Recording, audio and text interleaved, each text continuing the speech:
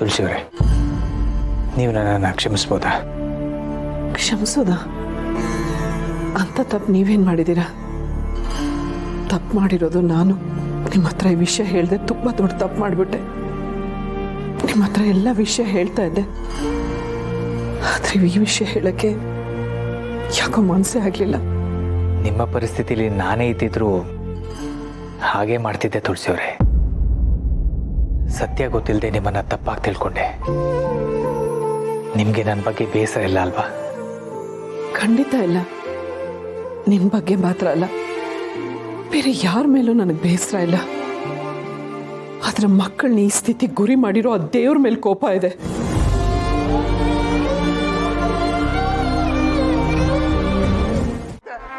ಸಿರಿ, ಏನಿದೆಲ್ಲ? ಮಾವ ಆಡ್ತಿರೋ ಮಾತುಗಳನ್ನೆಲ್ಲ ಕೇಳಿಸ್ಕೊಂಡು ಸುಮ್ಮನೆ ಇದೆಯಲ್ಲ. ಅವ್ರು ಆಡ್ತಿರೋ ಮಾತು ಸರಿ ಅನ್ಸ್ತಿದ್ಯಾ ನಿಂಗೆ?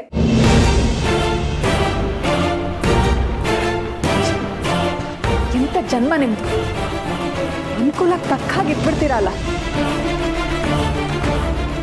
ಸೊಸೆ ಮುದ್ದು ಬುದ್ಧಿವಂತರ ಲಕ್ಷಣ ಕಣಮ್ಮ ಅದು.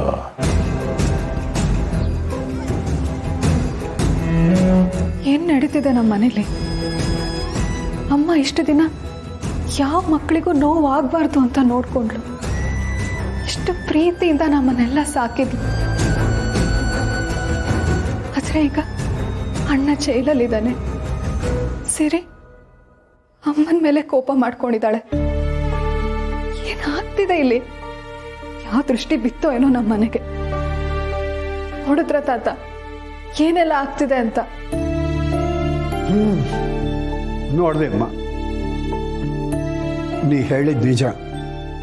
ಈ ಮನೆ ಮೇಲೆ ಯಾವುದೋ ಕೆಟ್ಟ ದೃಷ್ಟಿ ಬಿದ್ದಿದೆ, ಕೆಟ್ಟ ಕಾಲ ಬಂದಿದೆ. ಆ ಕೆಟ್ಟ ದೃಷ್ಟಿ ನಾಶ ಆಗಬೇಕು. ಆ ಭಗವಂತನೇ ಸರಿ ಮಾಡಬೇಕು. ಆದರೂ ಅಮ್ಮನ ಬಗ್ಗೆ ಈ ರೀತಿ ಎಲ್ಲ ಮಾತಾಡಿದ್ರೆ ಹೇಗೆ ಸಹಿಸ್ಕೊಡೋದು ತಾತ? ಆ ದೇವಾನುದೇವತೆಗಳಿಗೆ ತೊಂದರೆ ನಿಂದನೆ ತಪ್ಪಿದ್ದಲ್ಲ. ಇನ್ನು ನಾವು ಹುಲುಮನುಜರಮ್ಮ. ಆ ಭಗವಂತನನ್ನು ನಂಬಿ ಒಳ್ಳೆ ದಿನ ಬರುತ್ತೆ ಅಂತ ಆ ನಂಬಿಕೆ ಮೇಲೆ ದಿನ ಕಳಿಬೇಕಷ್ಟೆ. ಇದು ನಿಮ್ಮನೆ ಕಾರ್ದು. ಅಂದರೆ ಸಮರ್ಥ್ ಆಕ್ಸಿಡೆಂಟ್ ಮಾಡಿದ್ದಾನೆ ಅಂತ ಹೇಳ್ತಾ ಇದ್ದಾರಲ್ಲ, ಆ ಕಾರ್ನ ಟೈರ್ ಮಾರ್ಕ್ ಇದೆ. ಪೊಲೀಸ್ನವರು ಇದರ ಆಧಾರದ ಮೇಲೆ ಕಾರ್ ಯಾವುದು ಅಂತ ಕಂಡುಹಿಡಿದಿದ್ದಾರೆ. ಆಮೇಲೆ ಕಾರ್ ಇಲ್ಲಿಂದ ಪಾಸ್ ಆಗಿದ್ದನ್ನು ಮುಂದೆ ಟರ್ನಿಂಗಲ್ಲಿರೋ CCTV ಫುಟೇಜಲ್ಲಿ ಕಾರಿನ ಮೇಲಿನ ರಕ್ತ ಕಲೆಗಳನ್ನ ನೋಡಿಕೊಂಡು ಕನ್ಫರ್ಮ್ ಮಾಡ್ಕೊಂಡಿದ್ದಾರೆ. ಹಾಗಾಗಿ ನಿಮ್ಮನೆಯಿಂದ ಬಂದ ಕಾರಿನಿಂದಲೇ ಆಕ್ಸಿಡೆಂಟ್ ಆಗಿರೋದು ಪಕ್ಕಾ ಆಗಿದೆ. ಅಂದರೆ ಈಗೇನಾಗ್ಬೋದು? ಸಾರಿ, ನೀವು ಆಕ್ಸಿಡೆಂಟ್ ಮಾಡಿದವ್ರನ್ನ ಕಾಪಾಡೋದಕ್ಕೆ ಪ್ರಯತ್ನ ಪಡ್ತಾ ಇದ್ದೀರಲ್ಲ, ಅದು ಸಾಧ್ಯ ಆಗೋದಿಲ್ಲ ಅನ್ನಿಸ್ತಾ ಇದೆ. It's two complicated. ಇಲ್ಲ, ಹಾಗಾಗಬಾರ್ದು. ಒಂದು ಕಡೆ ಸಮರ್ಥ್, ಇನ್ನೊಂದು ಕಡೆ ನಿಧಿ. ಸಮರ್ಥಿಗೆ ನ್ಯಾಯ ಸಿಗಬೇಕು. ಸರ್, ಆ ಫೋಟೋಸ್ಗಳು ನಾನು ಕೊಡ್ಬೋದಾ? ಈ ಫೋಟೋಸ್ ಎಲ್ಲ ಯಾಕೆ? ಇದನ್ನು ಕೋರ್ಟಿಗೆ ಸಬ್ಮಿಟ್ ಮಾಡಬೇಕು. ಇದರಿಂದ ನಿಮ್ಗೇನು ಉಪಯೋಗ ಇಲ್ಲ. ಪರವಾಗಿಲ್ಲ ಸರ್, ಅದನ್ನು ನಾನು ಮತ್ತೆ ನೋಡಬೇಕು. ಅದು ನನ್ನ ಹತ್ರನೇ ಇರಲಿ. ಅವತ್ತು ಆಕ್ಸಿಡೆಂಟ್ ಮಾಡಿ ಮನೆಗೆ ಬಂದ ಹಾಗೆ ನಾನು ಸಮರ್ಥಣ್ಣನ ಹತ್ರ ಎಲ್ಲ ಹೇಳ್ಕೊಂಡ್ಬಿಟ್ಟೆ. ಸಮರ್ಥಣ್ಣ ನನ್ನ ಸೇವ್ ಮಾಡಕ್ಕೆ ಅವನು ಅರೆಸ್ಟ್ ಆದ. ತಪ್ಪೆಲ್ಲ ನಂದೆ. ಶಿಕ್ಷೆ ಆಗೋದಿದ್ರೆ ನನಗೆ ಆಗ್ಬೇಕು.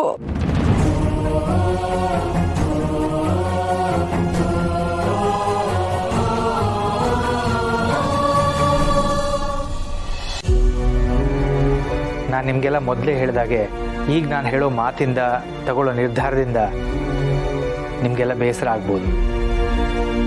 ಆದರೆ ಸತ್ಯದ ಮಾರ್ಗವಾಗಿ, ನ್ಯಾಯದ ಪರವಾಗಿ ನಾನು ಮಾತಾಡ್ತಾ ಇದ್ದೀನಿ. ನಿಧಿ, ನೀನು ಮಾಡಿದ ತಪ್ಪನ್ನು ಕೋರ್ಟಲ್ಲಿ ಒಪ್ಕೋ.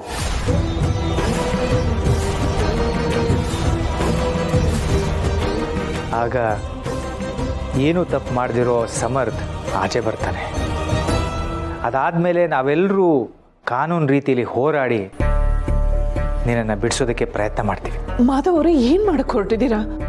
ಇವಳಿನ್ನೂ ಚಿಕ್ಕ ಹುಡುಗಿ, ಬಾಳಿಗೆ ಬದುಕಬೇಕಾದವಳು. ಏನೇನೋ ನಿರ್ಧಾರಗಳನ್ನ ತಗೋಬೇಡಿ.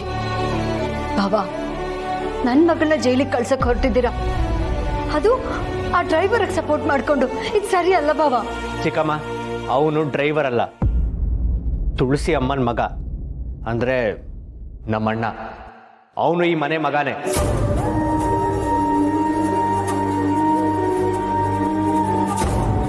ಹೌದು ಶಾರ್ವರಿ, ಸಮರ್ಥ್ ಈ ಮನೆ ಮಗ, ನನ್ನ ಮಗ. ಇಲ್ಲಿ ಯಾರಿಗೆ ಅನ್ಯಾಯ ಆದರೂ ನನಗೆ ನೋವಾಗುತ್ತೆ. ಮೊದಲು ನಿಧಿ ಅವಳ ತಪ್ಪನ್ನು ಒಪ್ಕೊಳ್ಳಿ, ಆಮೇಲೆ ಅವಳನ್ನ ಬಿಡಿಸೋದಕ್ಕೆ ಏನು ಮಾಡಬೇಕೋ ಅದನ್ನು ಯೋಚನೆ ಮಾಡೋಣ. ನೀವು ಹೇಳ್ತಿರೋದು ನಿಜ ದೊಡ್ಡಪ್ಪ, ನನಗೂ ತುಂಬ ಗಿಲ್ಟ್ ಫೀಲ್ ಇದೆ. ಆದರೆ ನಿಮ್ಮ ಮಾತು ಕೇಳಿ ಒಂದು ಸ್ವಲ್ಪ ಸಮಾಧಾನ ಆಗ್ತಿದೆ. ಬೈ ಚಾನ್ಸ್ ಈ ಕೇಸಲ್ಲಿ ಸಮರ್ಥನೆಗೆ ಏನಾದರೂ ಶಿಕ್ಷೆ ಆಗಿದ್ದಿದ್ರೆ ನಂದು ಇಡೀ ಜೀವನ ಈ ಗಿಲ್ಟಲ್ಲೇ ಒದ್ದಾಡಿ ಸಾಯ್ತಿದ್ದೆ. ನಡೀರಿ ದೊಡ್ಡಪ್ಪ, ನಾನು ನಿಮ್ಮ ಜೊತೆ ಬರ್ತೀನಿ. ಪೊಲೀಸ್ ಸ್ಟೇಷನ್ಗೆ ಹೋಗೋಣ, ಅಲ್ಲೇ ಎಲ್ಲ ಸತ್ಯ ಹೇಳ್ತೀನಿ. ನಿಧಿ, ಏನ್ ಹೇಳ್ತಿದ್ಯಾ ನೀನು? ನಿಧಿ, ಎಂಥ ಕೆಲಸ ಮಾಡ್ಕೊಂಬಿಟ್ಟೆ ಮಕ್ಕಳೇ. ಸಾರಿ ಡ್ಯಾಡ್, ನಾನು ತಪ್ಪು ಮಾಡಿಬಿಟ್ಟೆ. ನನ್ನ ಮಗಳು ಅಂತ ಹೇಳ್ಕೊಳಕ್ಕೆ ನಿಮಗೆ ನಾಚಿಕೆ ಆಗ್ತಿರ್ಬೇಕು ಅಲ್ವಾ?